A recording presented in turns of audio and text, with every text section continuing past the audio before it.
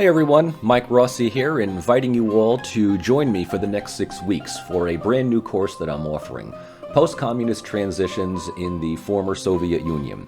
Now this is a 6-week summer class that I'm teaching through the Rutgers University Master's Program in UN and Global Studies. And in previous years, it was billed as Post-Communist Transitions in Eastern Europe and Central Asia, which really covered all of the areas of the former communist bloc. Now, because I have lived and worked in Central Asia for the past 3 semesters, the program administrators had asked if I could change the subject around a little bit to focus exclusively on the areas of the Soviet Union, which in previous classes really was the last half of the class, the first half being Central Europe and the Balkans. Now this has given me an opportunity to expand a lot of the material, particularly my time in Central Asia, but also focusing in greater detail on current political developments in Russia, Ukraine, and Belarus. So it's really less of a updated patch to a existing class than it is really a brand new course all of itself. And I'm really happy to be stemming from material that I've done in the previous years, but building on that with a new focus. Now, as a final note, before we begin, I would like to offer the first 2 lectures of this series here on my YouTube channel. Right, that includes this lecture, which introduces the course and invites you to join me for subsequent lectures, followed by a second one that gives basically an overall view of the former Soviet Union over the past 25 to 30 years in terms of economic, political, social, and cultural development. And I would like to put the remaining material for weeks 2 through 6 on my Patreon page, primarily as exclusive content for all of my sponsors that have helped me over the past few months. Couldn't be happier. Thank you so much, everyone, for your support, your words of encouragement. If you haven't done so already, feel free to click the link below and should gain you access to the rest of the class. So again, I hope that lectures 1 and 2 serve as enough to get you interested. The nice thing about Patreon is that when you sign up, you can always cancel at any point. So right now I have a very simple tiered sponsoring system. It's $5 a month. That's enough to get me a decent cup of coffee or a happy hour pint of beer. So feel free to click and join if the material here and in the subsequent lectures are interesting. And third, this class really serves as a prelude to my full 15-week course on Russian foreign policy that I will once again be teaching this fall, both at the UN MA program at Rutgers, as well as Fordham University's Rose Hill campus. I'm happy to be coming back to Fordham for another semester. My last time there about a year and a half ago, it was just a fantastic experience. Couldn't have been happier working with the students. And I'm delighted that a number of them are signing up again for a course with me. So if you're listening, look forward to seeing and working with you in just a couple short weeks. All right. So in this sense, the areas of our study this time around, as the title implies, focuses on the 15 former republics of the Soviet Union, including the Baltics, which are not going to be given primary attention, although they are considered where necessary. The main areas of observation are naturally Russia, and I don't know if this is still a term that is used. I know that it was used by Russia in the 1990s, the so-called near abroad, which is kind of a euphemistic term to define everything ranging from all the areas of the former Soviet Union to more exclusive areas where Russians primarily live, outside of Russia. So this is Ukraine and Belarus primarily.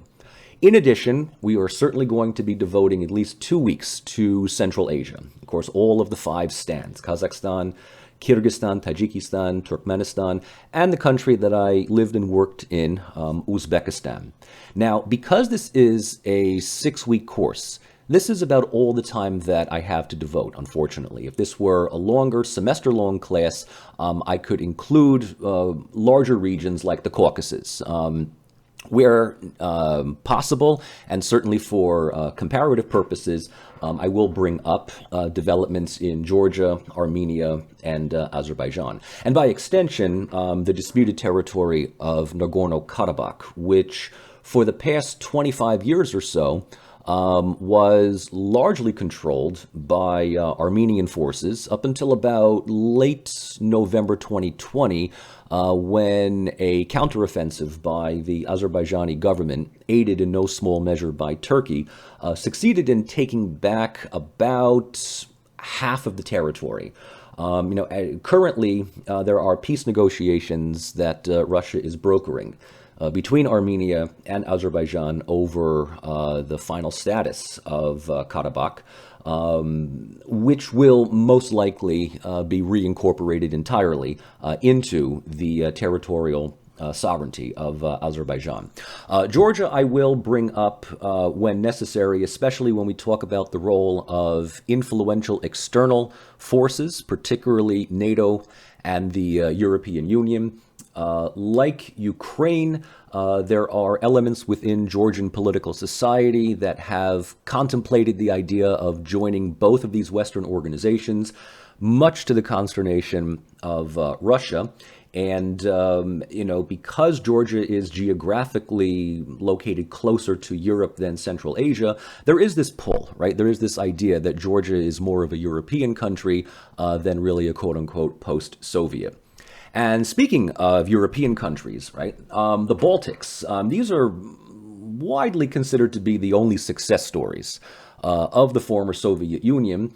The countries Lithuania, Latvia, and Estonia are for the most part considered to not really be post-Soviet, even though they spent at least 50 years as part of the Soviet Union, but they only became part of it in the 1940s, as opposed to joining it with the rest of the republics right after the Russian Revolution. The Baltics are really considered within academic and policy circles to be honorary Central European countries instead. So we don't really talk about them that much. They broke away early on. They did their homework. They joined the EU. They joined NATO. And they never really looked back. But within the grand scheme of what was the Soviet Union in 1991, these are the only three countries that today can be considered consolidated democracies, which kind of says something about the the political structure and the economic prospects of the others. And then finally is sort of this oddball country that you can't really fit within any of the other regions. Moldova, which up until, if I'm not mistaken, the end of the Second World War was part of Romania, is very much closely related linguistically, historically also, to its neighbor, Romania, in the west. Like Georgia and Ukraine, it has a political faction that has been contemplating its future within not only the European Union, but also with NATO. Like Azerbaijan, it has a disputed piece of territory known as Transnistria. It's this little strip of land that's effectively in the eastern part of the country, bordering with western Ukraine. That's little more than like a cosplay territory for people that denied the Soviet Union ever collapsed. It's a strange, weird little region that has been supported, at least economically, by Russia. But Moldova, Georgia, Ukraine, these are countries that when we talk about the influence of external forces, again, the European Union being the primary one, certainly has affected their political and economic outlooks. Now, with that said, I want to note that the class will primarily then therefore focus on Russia, Belarus, and Ukraine, and the 5 Central Asian countries. So we might as well meet some of our cast of characters here, some of whom I'm sure that you know quite well. The current president of Russia is one that I think very few people need introducing to. Whether you love him or hate him, agree with his politics, or see him as the arch nemesis of the West, Vladimir Putin is easily one of the most influential statesmen in the world today. Long before his decision to launch a military incursion into Ukraine, Putin is widely regarded as being the Grand Admiral Thrawn of Russia.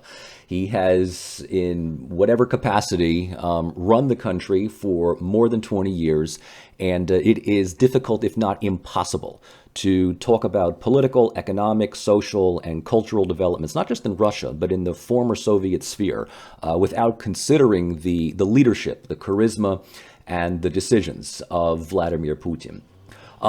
Almost on the exact opposite is someone that I think everyone also knows, the current president of Ukraine, Volodymyr Zelensky, who was elected into office in 2019 widely on a protest vote against the then incumbent president, Petro Poroshenko.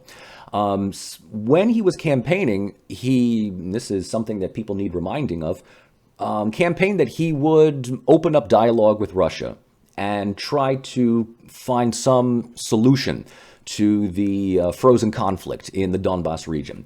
Since the outbreak of the war last year, Zelensky has effectively cast his country's fate into the hands of Europe. There is no country right now that, at least vocally speaking, wants to get into NATO and the European Union more so than Zelensky's Ukraine. Third in all of this is basically the exact opposite of Zelensky in terms of who gets along with Putin, the longtime president and power broker of Belarus, Alexander Lukashenko. In fact, if you kind of look at all three of these countries, you can kind of see Russia as like the parent country, Belarus as the loyal child, and Ukraine as the rebellious one. Lukashenko is one of the few remaining people in the former Soviet Union that has been at the helm for as long as he has. He's been in power since 1994. Every so often there are some possible scenarios in which he either will retire or, more likely, according to some Western analysts, be dislodged from power. But if the last couple of weeks have proven anything, it's that he is one of Putin's staunchest allies and, in no small measure, de-escalated the apparent rebellion that almost took place in Russia about 2-3 weeks ago with Prigozhin's Wagner private military company. So, people kind of see Lukashenko as this, tin pot dictator, this loyal supplicant of the Kremlin. Lukashenko has been in power not just because he's propped up by Russia. He has his own security apparatus. He has his own deft decision-making. And whether, again, like Putin, whether you agree with him, disagree with him, love him, hate him, post-Soviet Belarusian politics is impossible to separate between itself and Lukashenko's leadership. Now, these are the three people that you probably know the most. When it comes to the 5 current presidents of Central Asia, here is where things may become a little bit more obscure. It's usual to begin in Central Asia with Kazakhstan, and the current president, Kassym-Jomart Tokayev, has been in power for only a couple of years after succeeding the previous longtime president, Nursultan Nazarbayev. Nazarbayev is still alive, he's still around, he has largely, quote-unquote, retired from public office, but still wields considerable influence behind the scenes. But yet, Tokayev is someone that I would see as representative of Central Asia 2.0, right? 1.0 are the old guard presidents that had been in power through the 90s and the 2000s. 2.0 is really the next generation of presidents, those that are trying to take Central Asia really into a new globalized multipolar world. Kazakhstan is widely seen as the richest, the most developed of all of the five Central Asian states. And Tokayev, while still maintaining very strategic and close ties with Russia, is also interested in not only opening up his own country to additional international investment, but really turning the country, particularly its capital, Astana, recently renamed back to Astana. This is another neat thing. The old capital was Astana, then it was renamed Nur Sultan after the previous president, while still in power, then renamed back to Astana. But in turning Astana into really an international economic and business hub. Now, alongside Kazakhstan comes the current president of Uzbekistan, Shavkat Mirziyoyev. Now, having lived in Uzbekistan for the last year and a half, I can tell you, and this is coming from almost everyone that I spoke to, Mirziyoyev has done a complete 180 on the country. Again, Central Asia 1.0 versus 2.0. The previous long-term president of Uzbekistan, Islam Karimov, died in 2016. And under Karimov's tenure, Uzbekistan was one of the most closed-off, repressive, authoritarian governments, not just in Central Asia, but in the world, right? It was up there with Turkmenistan and North Korea, just not as ridiculously bombastic, just very, very closed, very few people understood it. Mirziyoyev succeeds Karimov in 2016. He has, in the last 5 to 6 years, almost transformed the entire country, opened it up to international investment and tourism, has certainly eliminated a number of restrictions. Make no mistake about it, the country is still very much under the control of the security system and a tightly controlled political apparatus.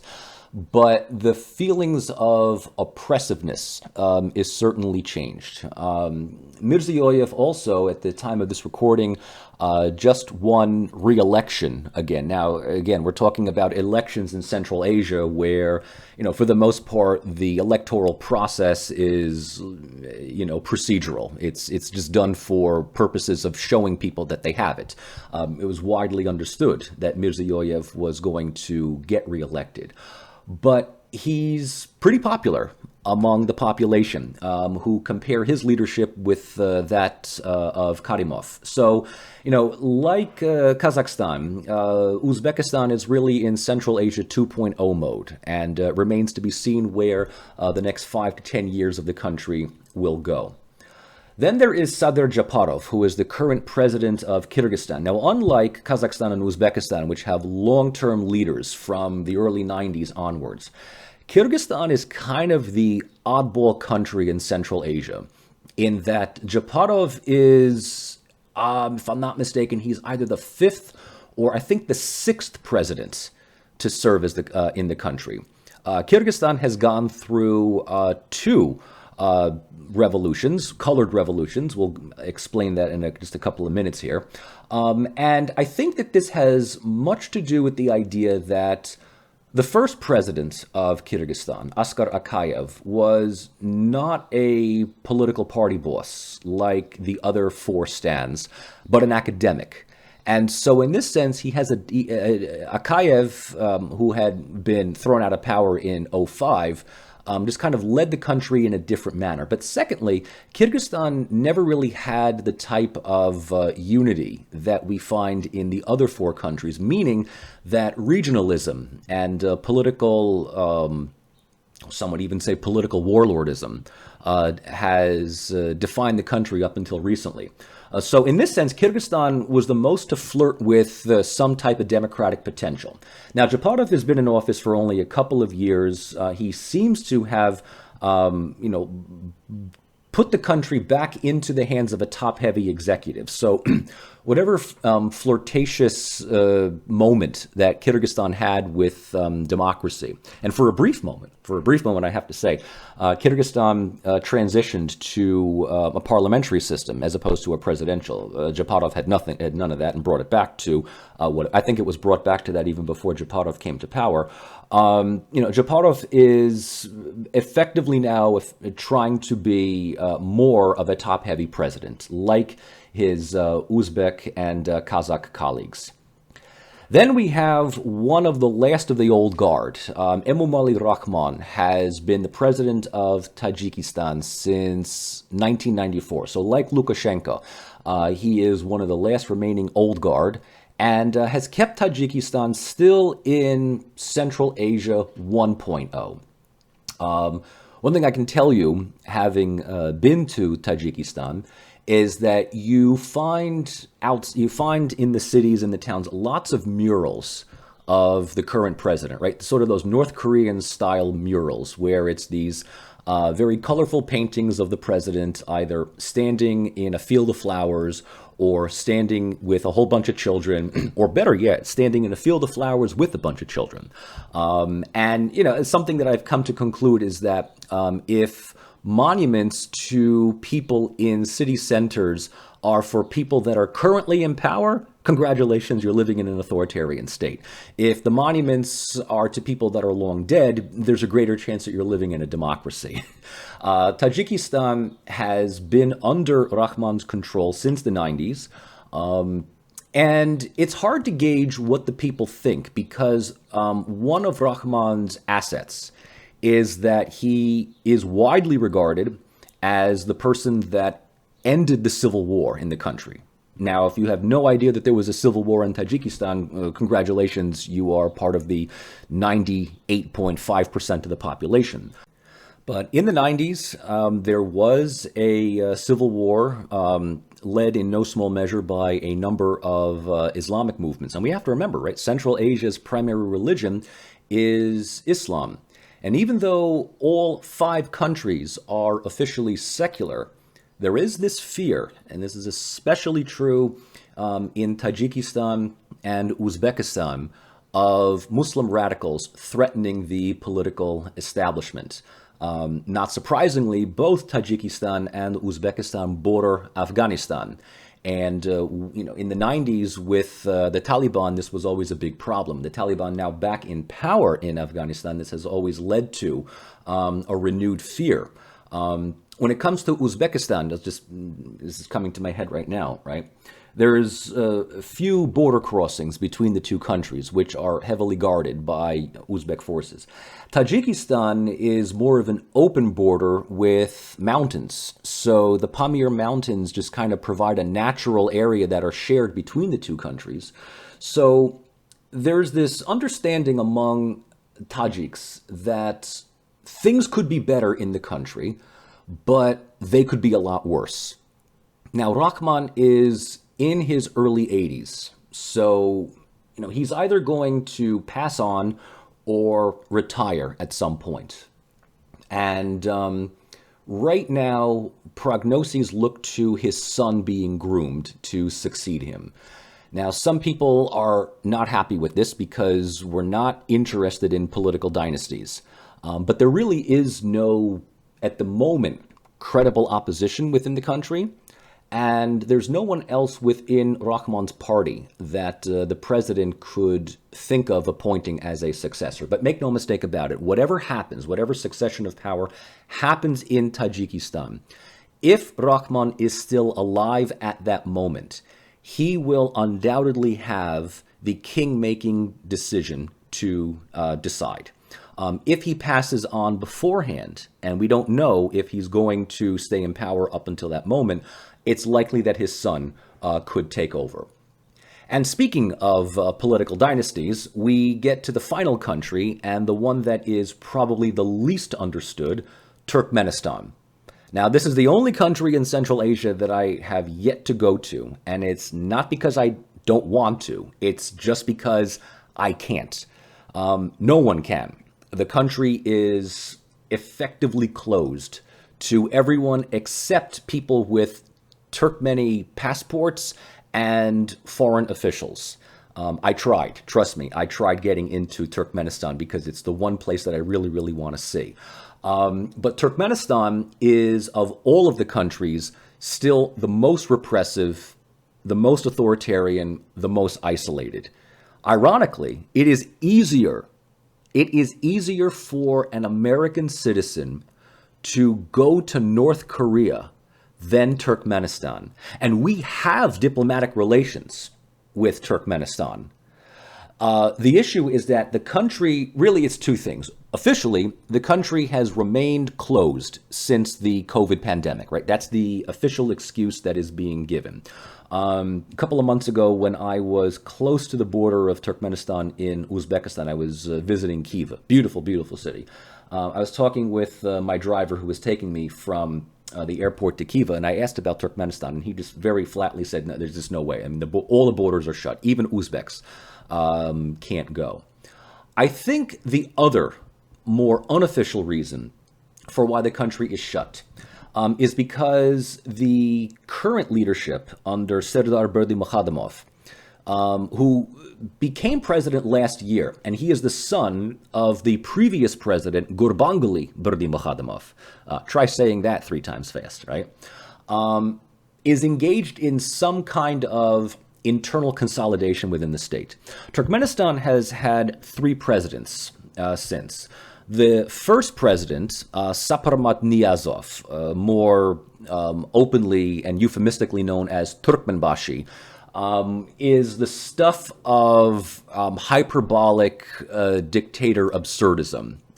If you don't know anything about Turkmenistan, go do a YouTube search and just type in Turkmenbashi and you won't be disappointed. We're talking about one of the most ridiculously silly dictatorships of the 1990s and the 2000s. Niyazov passed on in the, I think it was 2006, 7, 8. I'm not sure off the right now, but he was succeeded by Gurbanguly Berdimuhamedov, who effectively created a new cult of personality around his own leadership and his own charisma. Again, go on to YouTube and just type in Gurbanguly Berdimuhamedov, and you might find a couple of videos where he is rapping. I kid you not, rapping with his grandson.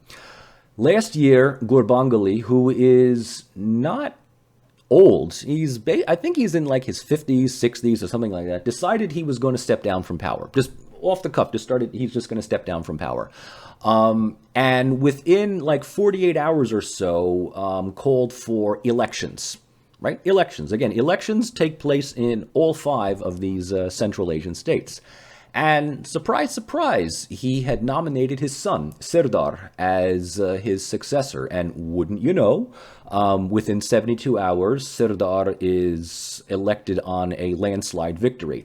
Don't be surprised to find that elections in many countries are simply for display purposes only. There is no opposition. There's no credible opposition in Turkmenistan or really any of these countries.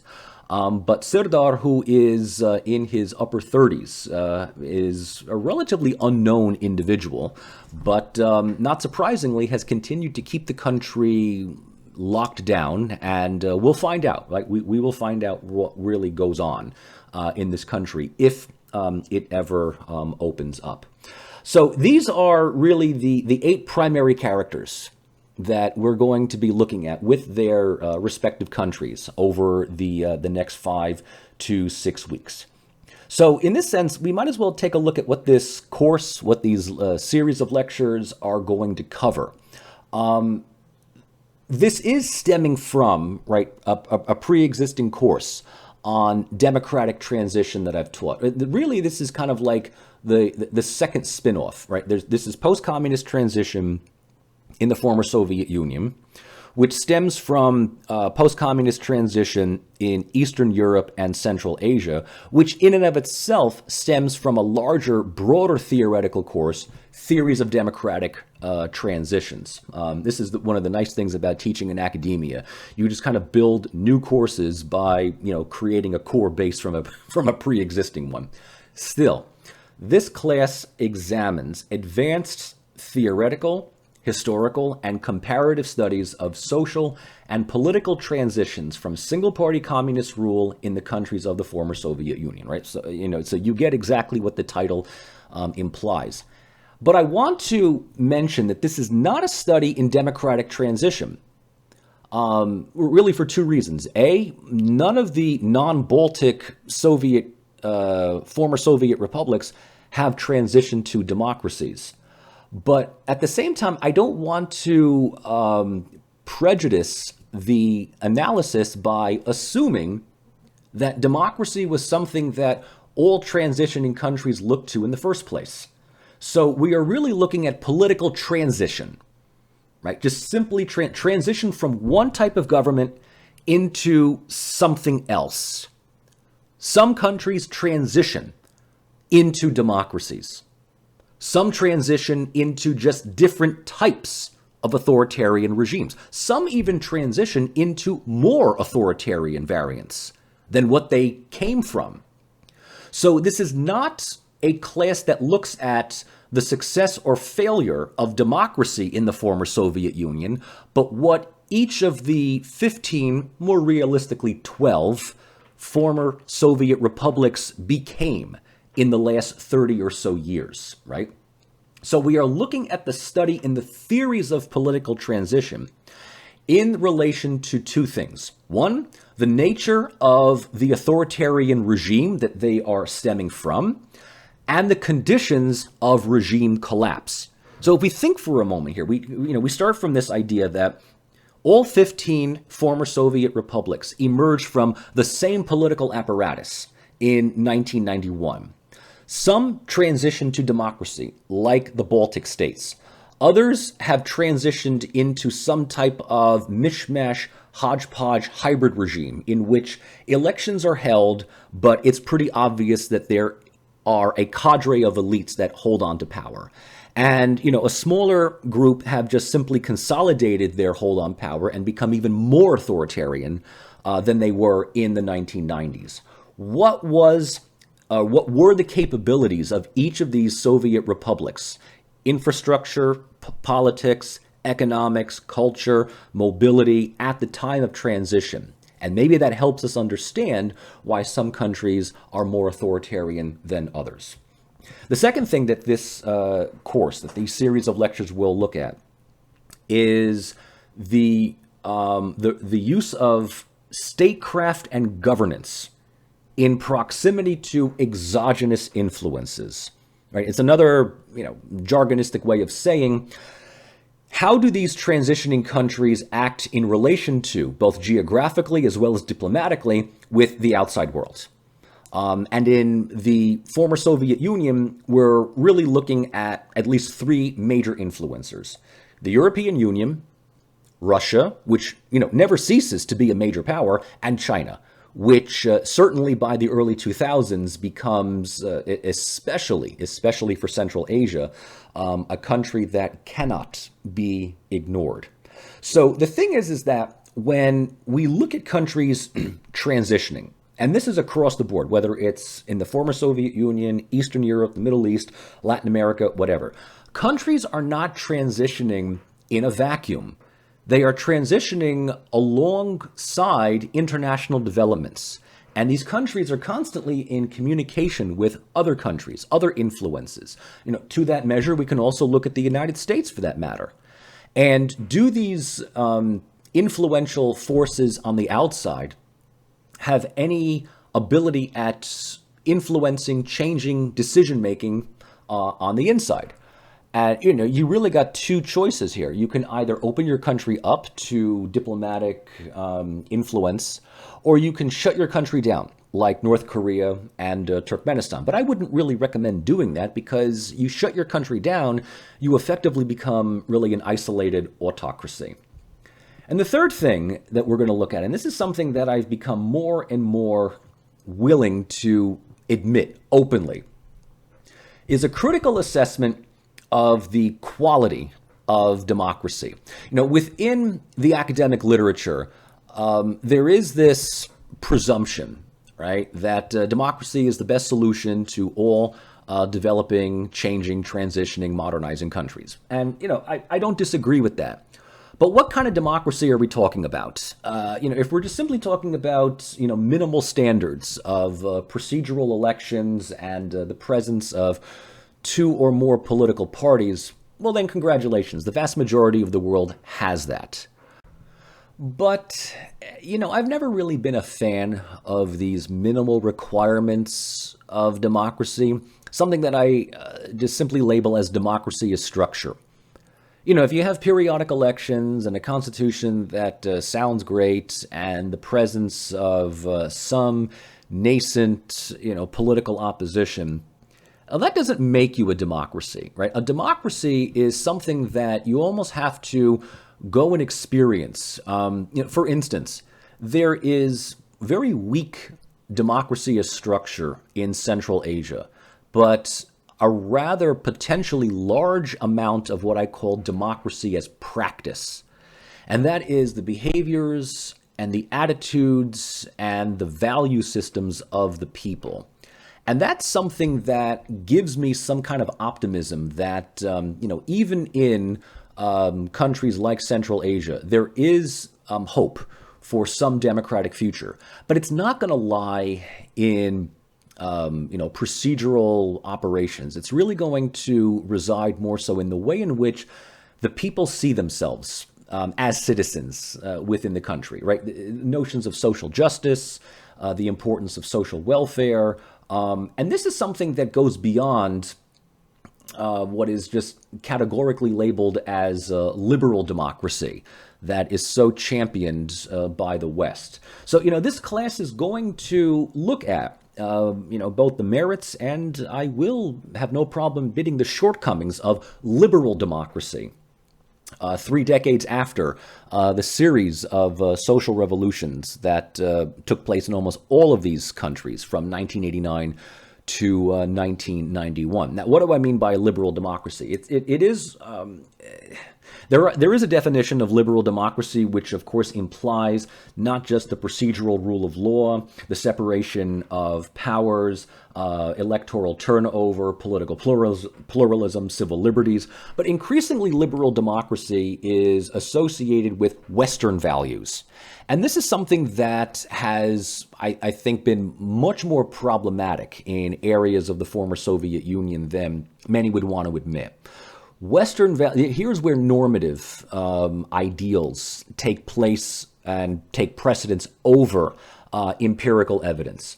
Right? So if we are to think about just simply democracy as the voice of the people, then the attitudes of the people will be represented through elections and through representative parliaments or presidents or what have you. But if the people have certain values and beliefs and ideals that aren't necessarily identical to that of the West, which increasingly is residing really in two big camps. One is free market fundamentalism, and the other one is identity politics. Well, then it's not going to be a surprise that quote-unquote liberal democracy is going to find very few fans in many of these countries. Now, that doesn't mean that these countries, or more specifically these societies, are non-democratic or even anti-democratic. So when I talk about a quality of democracy here, I'm really saying take the word at face value. And that is, democracy may not necessarily be reflective of Western liberal values, but that does not mean that the country in question is not democratic. Right? So, democracy in this sense doesn't necessarily have to always be positive. It is just simply a way in which the current government is a reflection of the collective will of the citizenry. Now, that may help us answer another question that I always bring up in any of these courses. Why has there been a noticeable decline in democratic governance over the past decade across the region? Here we are in 2023, and I'm not just simply talking about the former Soviet Union, but take a look at Europe, Western as well as Eastern. Take a look at the United States. Which countries in the world today can we say are true reflections of a healthy democracy? Scandinavia, perhaps? I don't know. Iceland? I don't know. When it comes to Europe right now, the notion of liberal democracy is coming under increasing scrutiny by a number of disgruntled populist movements. The United States, look, I'll save my assessments of the health of this country's democracy for another video, but here I am recording in July 2023, and unless I am very wrong, next year we will be forced to choose between either Biden, who is the guy that the Democratic Party had propped up, and Donald Trump, largely because the other alternatives for Republican candidacies are even worse than he is. So when a whole bunch of people just decide that they're not going to vote because what's the point, that kind of tells you something about the state of liberal democracy in countries that are widely considered to be, consolidated. But, to get a little bit more pessimistic here, there are a number of countries, not just in the former Soviet Union, where in the last couple of years, decade or so, politics has even regressed into more authoritarian type models. And, this has less to do with any legacies of the Soviet Union than it does the decisions made by people in power over the last 20 to 30 years. Right? And, when we look at, let's say, Turkmenistan, which is a very easy one to look at, it's all been downhill for the people who live there since 1991, right? The last time things were as good and as open and as optimistic as it was during the Soviet period. And by way of conclusion, and this is something that I'll be looking at really in the final lecture of this series, we'll be looking at a few prognoses for the next 5 to 10 years and consider suggestions for how to address the problems of neoliberal approaches to democracy. I have to say, again, in 2023, many of the Western democratic think tanks are getting increasingly pessimistic about the prospects of democracy. That's not to say that it's going to die out. It just simply means that after 25 to 30 years of sustained liberal democratic hegemony, there is blowback, especially when we think about how liberal democracy champions the primacy of the free market over everything else. And, if you are a proponent of economic neoliberalism, right, you believe that, a free market creates a free political society. This is an assumption widely held by people like Milton Friedman and Friedrich Hayek that is based more on hope than on empirical evidence. And yes, while liberal democracy has empowered and enriched a segment of the population, it has left larger segments of the population comparatively less well off. And this makes them targets for populism, as well as the type of political strongmen that advocate security over liberties. And in this sense, this has less to do with any kind of latent culture that is foreign to democracy and more to the rational choices and decisions of ordinary citizens. So this leads me to look at a number of questions that we will be investigating over the next couple of weeks. Number one, why after 30 years, have most former communist countries of the Soviet Union continued to struggle towards achieving democratic consolidation and good governance? Right? Why is it that here we are 30 years out, the triumph of free market capitalism, the triumph of American unipolarism, why is it that the countries of the former Soviet Union have not just simply accepted the mantle, the playbook of the victor, and made themselves into something like the Baltics, right? Why can't you all be like the Baltics? This is something that policymakers surprisingly ask without any irony. And if these countries can't do it, there is a follow-up question to this, which, I'll give you a preemptive answer. No, but these are still pondered. Are there any inherent historical handicaps or legacies that have impeded the process? In other words, is there something within Russian, Belarusian, even Ukrainian history that prevents these countries from maturing like Europe can? Is there something in Central Asia that has prevented democracy from taking root? Is there something within the value system? Maybe it's the pervasive notion of Islam. Maybe it's the idea that these countries never experienced, a renaissance, a industrial revolution, all the good things that the so-called Western countries have done. And as such, is there a handicap that necessitates the West, whether it's the EU or the US, to kind of, serve as spokespeople for these ideals?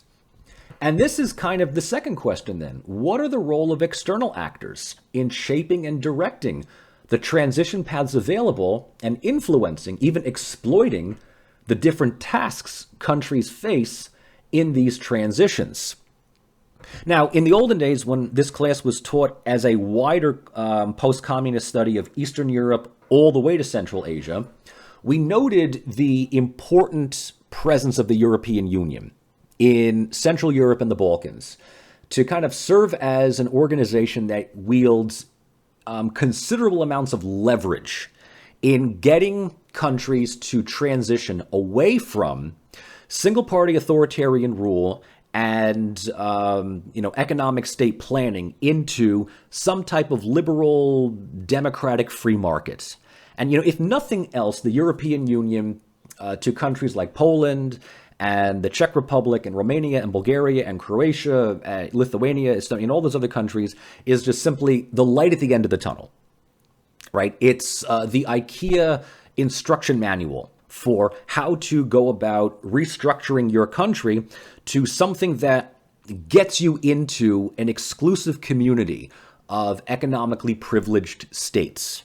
And even to the average person in the street who really doesn't care about liberal democracy or the merits of the free market, it allows them just much easier passage to just go and make more money in Germany or Austria or France, or the UK. When we focus more specifically on the former Soviet Union in this class, the EU really has influence on just a small handful of countries. Certainly the Baltics, but they're kind of in, out, and gone. They certainly have influence over parts of Ukraine and Georgia and Moldova. But because the EU has not formally offered them a clear path towards membership and has not even gone so far as to consider the stabilization and association agreements, these countries remain really, on the periphery. Kind of like, if you think about this, you're kind of like in that dead area of the country where you're between, two cell phone carriers or two radio stations where you're getting a little bit of both, but ultimately nothing. So in that sense, the European Union certainly influences some socio-political segments of the country, but they are countered by influence coming from Moscow or Beijing in that matter. So what type of leverage do these external forces have? Are they positive? Are they negative? Are they competing?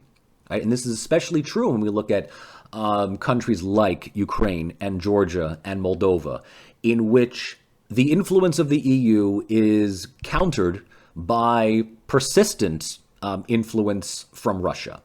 And then when we look at Central Asia, when we examine, let's say, Eastern Ukraine, Russia itself, China is a major influencing factor as well. So, when countries are transitioning from one to another, first of all, countries don't transition in 2 to 5 years, right? It takes them at least a generation, maybe even more, to do so. And so within that time, there is this unfortunate presumption within academic and policymaking circles that it's a very straightforward, by the book, by the numbers procedure, right? The EU gives you a roadmap for what you need to do, this, that, the other thing. It's fantastic. We overlook the idea that a lot of things happen within that transitional period. And especially if countries are undergoing economic restructuring, That involves a lot of new challenges like unemployment and factories being shut down, migrant laborers, the loss of any value in one's currency. When it comes to a lot of the former Soviet republics, we have to remember that the entire Soviet Union functioned as an interlocking system. So while some countries were more rural than others, they all were mutually beneficial to each other. Suddenly, when 1991 happens, borders are thrown up. And countries that had always been on the periphery of larger states now suddenly have to fend for themselves. And they have to assume responsibilities that for centuries other powers and other cities had taken care of, right? So the role of external actors in influencing day-to-day decision-making does not make it as linear and as cut and dry as many people would like to think. Another question that we need to be asking is that, I've mentioned repeatedly that we are, 30 years out from the collapse of the Soviet Union. Why do we still call it post-communism? Why do we still call it post-Soviet studies or post-Soviet countries? Is there, a better name for it? I mean, think about this, right? I mean, aren't post-communist studies part of, a larger collection of democratic transition theory? If we use the term post-communist, does that sort of stigmatize certain countries to assume that they are somehow less capable of transformation and modernization than, let's say, others? Within the existing literature, much of Eastern Europe and the former Soviet Union were collectively looked at within these so-called third wave democratic transition states. And this includes Southern Europe, Spain, Portugal, and Greece in the 1970s, Latin America like Argentina, Brazil, and Chile in the 1980s, and then finally Poland, Hungary, Czechoslovakia, Lithuania, Latvia, Estonia, Ukraine, Russia in the late 80s and early 90s. But that was, sort of 30 years ago. We'd like to think that, new things, new challenges, new crises have, erupted. And, what new material at this point is there to research? If we are still talking about post-communist transitions, what 30 years later has not been discussed? What hasn't been discovered? I'll kind of take a brief detour here and say that, as late 1988, early 1989, there was a segment of scholars, segment of academics that worked within political science, history, international relations, called Sovietologists. And if you haven't heard of the term, there's a reason behind it, right? These Sovietologists were saying, even as late as early 1989, that communism and the Soviet Union were just inconvenient facts of life, right? We just have to make peace with it, that the Soviet Union, which is about a year away from, at the time, celebrating its 75th anniversary, will most likely be here for another 75 years, right? We just have to make peace with it. And then suddenly, one after one, these countries unraveled and threw off their single-party communist bureaucratic authoritarian models. And this caught almost all the Sovietologists by surprise, to which they became very bitter, one would imagine, in the early 90s, because, the entire career that they had built on suddenly became obsolete. Well, that kind of gives us the same pondering about people that do post-communist studies or post-Soviet studies. I mean, is this really just a sleight of hand, euphemistic term to describe just Eastern European and Russian politics? Do we still refer to Eastern Europe as post-communist because of the, the drab concrete architecture, the cumbersome bureaucracy, the remaining Soviet memorials and monuments? I mean, but doesn't this sort of perpetuate stereotypes of civilizations, right? In the sense that we look at this part of the world and assume that they already have a number of handicaps and liabilities, right? That they're being expected to develop, modernize, and transition with one hand tied behind their back and, a bum knee. And if they do it and they succeed, well, then bravo, right? Which may explain why there is, such praise and enthusiasm given to the Baltic states. Just simply because of the 50 years of communist occupation that they had to endure, right? So, there are stereotypes, both positive and negative, that go along with countries simply because of their historical associations. And look, the Soviet Union is a thing of the past. I mean, at this point, people with a working knowledge of not only the Soviet Union, but the Cold War are in their mid-40s. So, there's an entire generation of people from East Berlin to Vladivostok that have grown up after all of this. They have no working knowledge of communism. They have no working knowledge of the Soviet Union. So why are we referencing something still that is, that's been gone for more than a quarter century? Which, you got to think about this. Maybe in the 1990s, it's certainly one thing to say that communism has had an influence on the immediate transitory governments.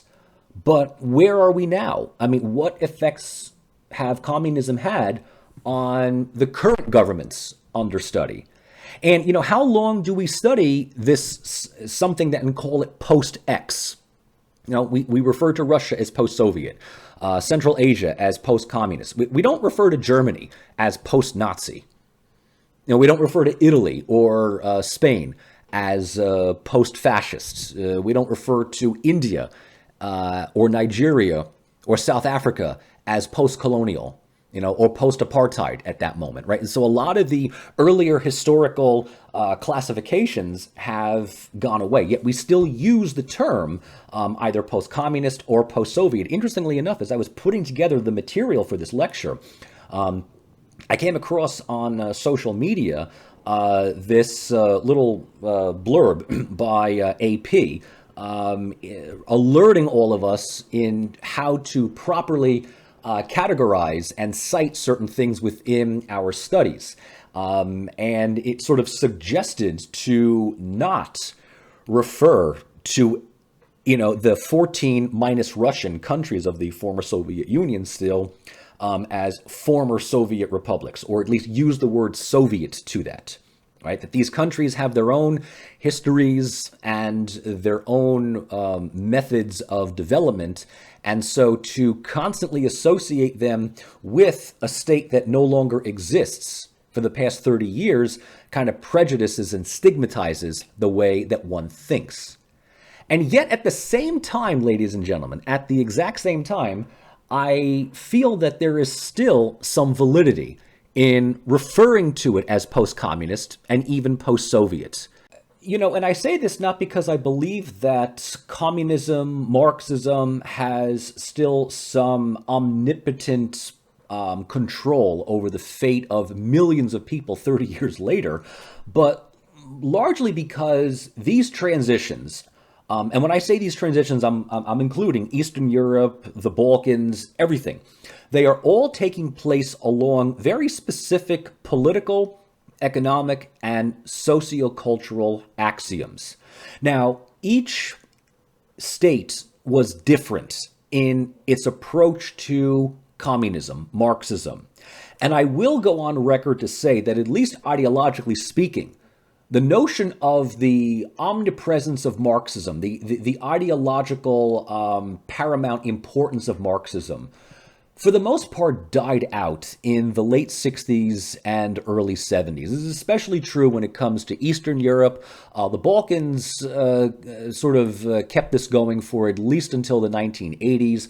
The Soviet Union, kind of the same thing. State apparatuses made it look like Marxism, Leninism was still the way to go. But, in retrospect, no one really believed in these things for at least a decade prior to all of these governments collapsing.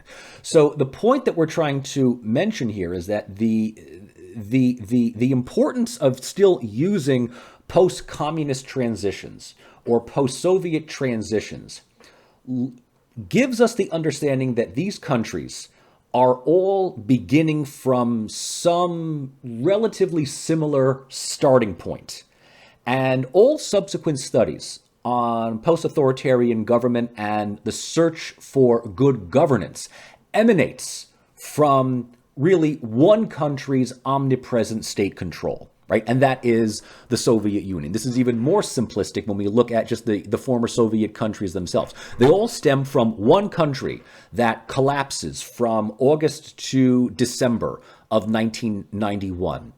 Some move on to become consolidated democracies. Others kind of limp along to be some kind of hodgepodge hybrid regime, and others actually become even more repressively authoritarian. But they are all stemming from the same starting point.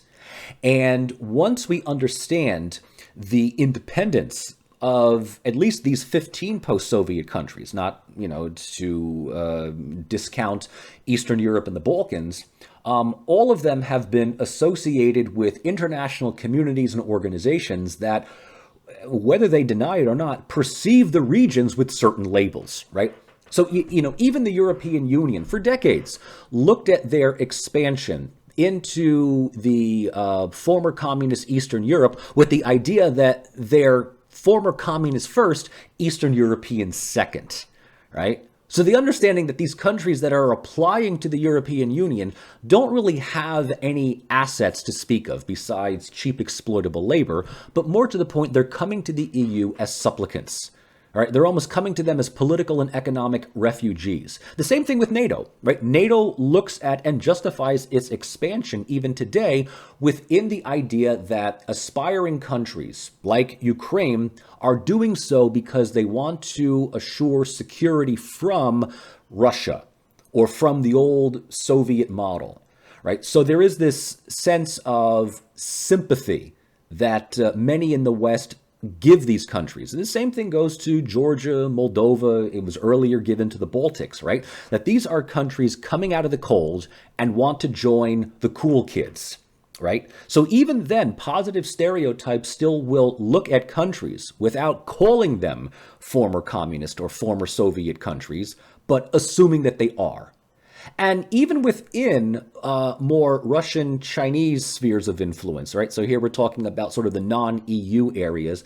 Shanghai Cooperation Organization, the Eurasian, Economic Union, BRICS, especially SCO and EAEU, looks at member countries as once part of a larger network, right? The larger Soviet Union, which lost out in 91. And it's very hard to deny this, especially when we look at these Central Asian countries, right? A lot of countries lost out by being fragmented from the Soviet Union. BRICS is somewhat more of a global phenomenon, but it still looks at, let's say, not just Russia, but especially a lot of other non-Western countries as being not part of the exclusive Western garden, right? And I like to use this term garden that the current EU president, Joseph Borrell, frequently uses. So, even among those that are skeptical of the West, look at each other as, if nothing else, in the same stigmatized boat. So, with this in mind, it's, in my opinion, very important to understand the nature of political culture in shaping attitudes towards all of these new models of government, attitudes from within and also from without, right? So in that sense, I truly believe that, yes, 30 years later, the legacies of the communist period, the legacies of the Soviet Union, especially in former Soviet republics, are still very, very difficult to ignore. The problem, however, is trying to figure out what 1991 was really all about. And, a lot of us in the West, and here I'm talking about not just policymakers, but political analysts, as well as academics, we look at 1991, right, the year in which the Soviet Union finally collapsed, with the same kind of interpretive lenses that we looked at 1989 in Eastern Europe. Now, I have to just briefly talk about this, even though this class focuses on the former Soviet Union. But 1989 was probably one of the most important years of modern human development since 1914, right? In just a matter of a couple of months, entire previously assumed invulnerable authoritarian political governments just collapsed one after another. I mean, Poland, Hungary, the Czechoslovakia. I mean, the big one that I remember, I mean, I was, only a kid at the time, but this certainly made CNN, was the Berlin Wall opening up. And in all of these Eastern European countries, there was this assumption among us in the West that the public had finally coughed up the courage to rise up against the evils of communism. They had had enough of socialism and planned economies and Marxism, and they were pro-democratic activists that wanted to be just like the West. And this assumption was repeated in 1991 when the entire Soviet Union collapsed, right? The first thing that happened was an attempted coup against the Gorbachev government by a number of old Stalinist hardliners, which amounted to nothing. The public, even in Russia, had taken to the streets. Boris Yeltsin had climbed on top of a tank and proclaimed that this was the end of the Soviet period. And before anybody knew what was going on, here, December 1991, the Soviet Union voted itself into oblivion.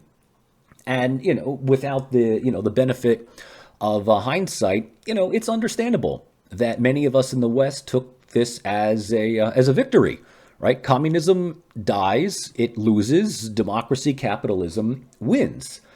But, here we are 30 years later, and, I think it's safe enough to say that 1989 and 1991 were very different from what we initially assumed. Which leads us to ask the second question, is that are we reading the former Soviet republics right? In other words, if we understood 1991 as the triumph of free market capitalism, right? If that's what we understood it to be, then do we then prejudice our assessments of 12 of the 15 former Soviet republics for failing to reach that level of democracy that we thought that they would? And do we chalk it up to culture, corruption, the lack of any Western exposure? We look at the Baltics in comparison to the other 12 and say, well, why were they successful and, the other 12 weren't?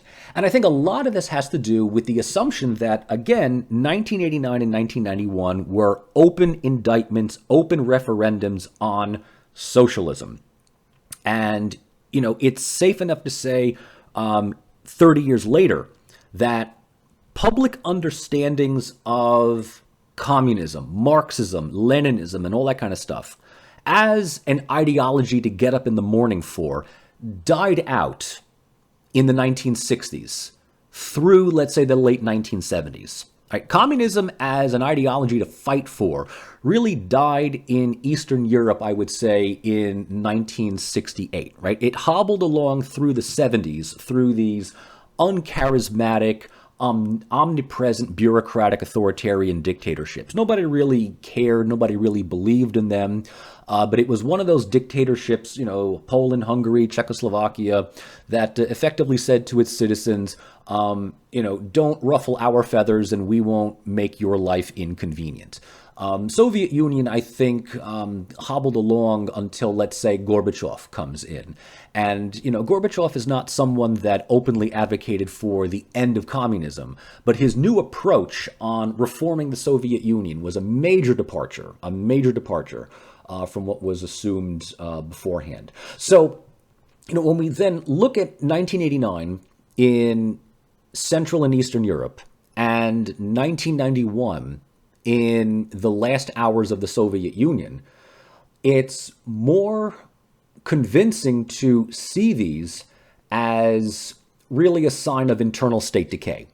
right? The public had just simply had enough of these corrupt bureaucrats. No one had said down with Marxism, down with communism, down with socialism, because those things had already been abandoned by these aging old men in power. So, the collapse of these systems was really the collapse of a bureaucratic apparatus that just could not keep up with public expectations.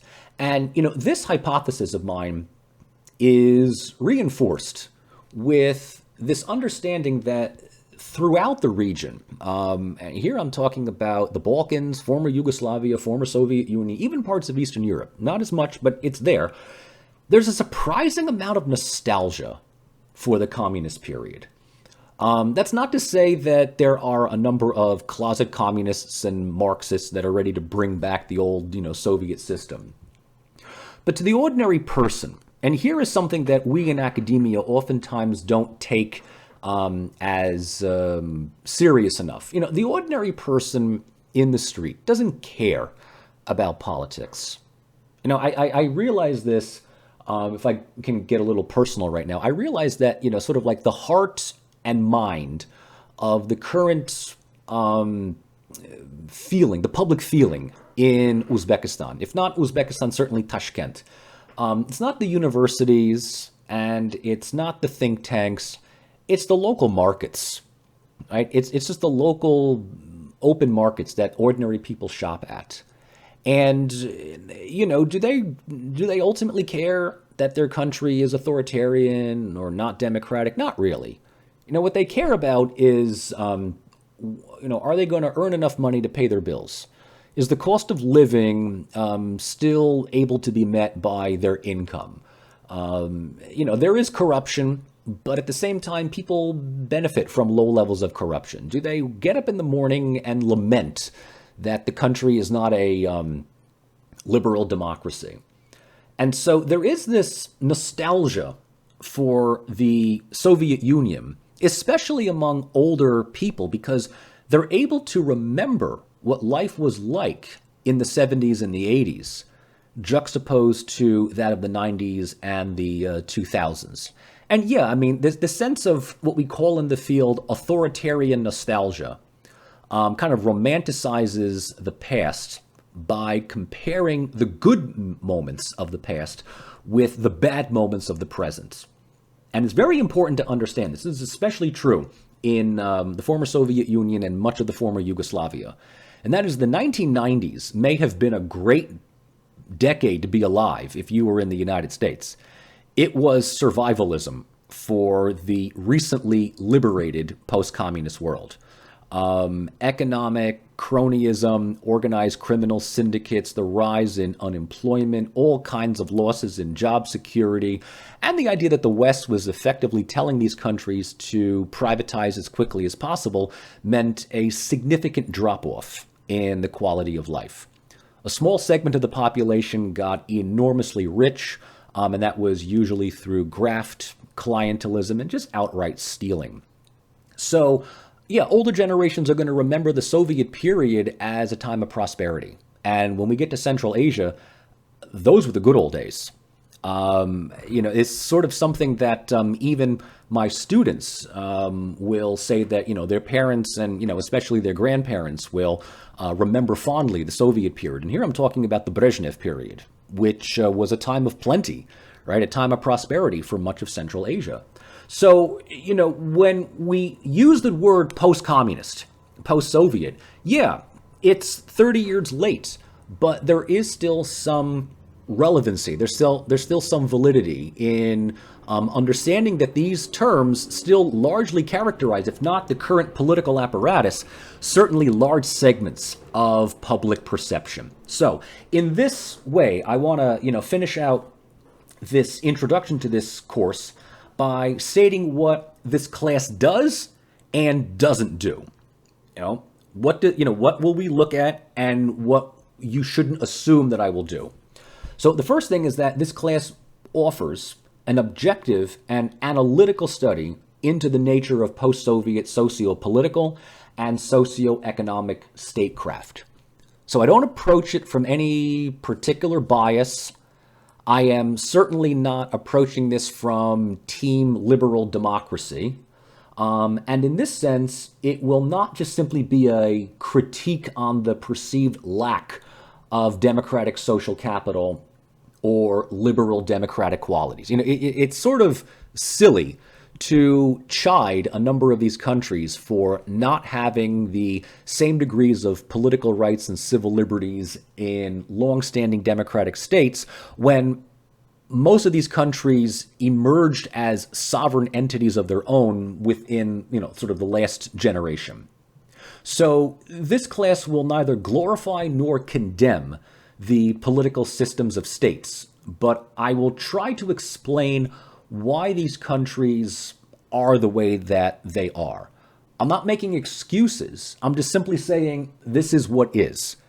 And, in order for us to figure out how to get better or where we go from here, we need to know where we're starting from, right? I think that's really the important thing.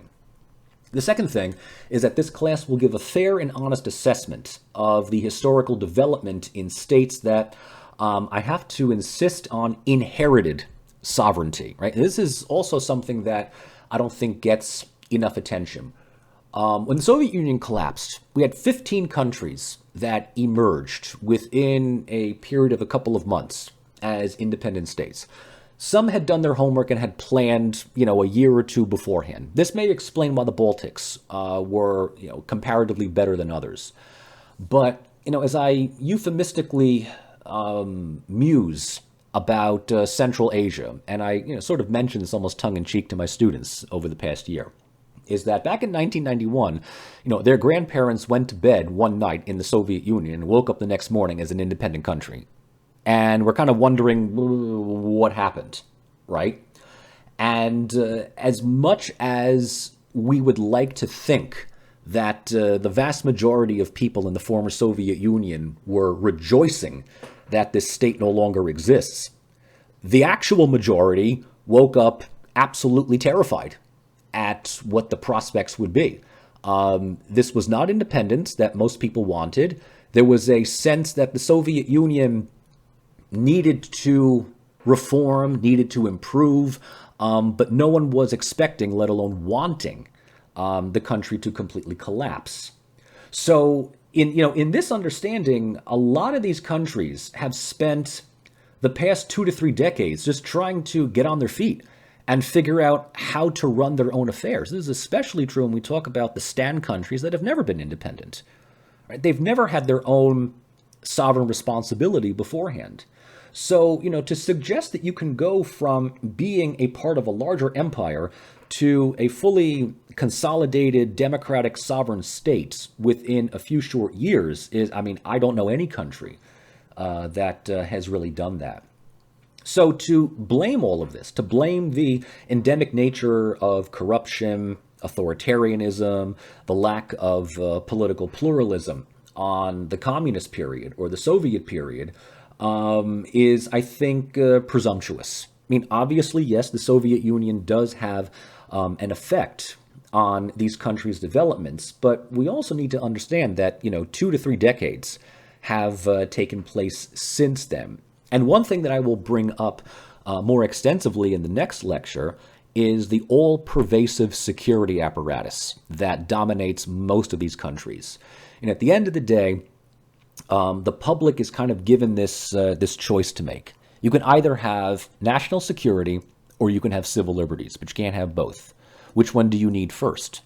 And the public will largely default towards national security. If you have national security, then you can work on developing civil liberties. If you don't have national security, your civil liberties won't last long. And this is the narrative that many of these post-Soviet presidents and governments have been arguing for much of the countries of the Russian near abroad, the Caucasus, and especially Central Asia. So this leads us to hypothesize that institutional and cultural legacies are certainly path dependent, right? But they're not deterministic. In other words, the past matters. Right? Culture matters, history matters. certain capabilities of where you are and what you can do at a certain point in time matter. But that doesn't mean that your future is already predetermined. In this sense, right, we need to also note the importance of decision making by people in power. And, that's more than just simply the Putins and the Nazarbayevs and the Lukashenkas, but also the parliamentary elite, the security apparatus, the intellectual elite, the people that have the ability of making decisions that shape the next few years of the country's fate. So in this sense, someone like Vladimir Putin is less of an autocrat and more of a stabilicrat. Right? In this sense, we're going to talk about this especially in week 3. The nature of Putin's leadership is less of an authoritarian tyrant, as he is oftentimes likened in Western press, than as somebody who is trying to reestablish order and control after nearly a decade of political and economic chaos that racked Russia through the 1990s. So if you want to understand the nature of the leadership today, yes, many of them came of age in the final years of the Soviet Union, but they are rationalizing their top-heavy, decision-making, power-brokering rule on perceived memories of the chaos of the 1990s, which includes organized criminal syndicates, wide-scale economic corruption, weak and crumbling state apparatuses. When it comes to certain countries in Central Asia, creeping Islamic fundamentalism. So all of them are effectively promising security and order first. And then down the road, we can work on building up political rights and civil liberties. This is something that is known as sovereign democracy. This is a term that we're going to focus on specifically in week 3. And finally, what I hope to do in these 6 weeks is critically evaluate whether liberal democracy is indeed the panacea that Western politicians, policymakers, journalists, pundits, and NGOs really prop it up to be as being the future well-being for states undergoing modernization and socioeconomic mobility.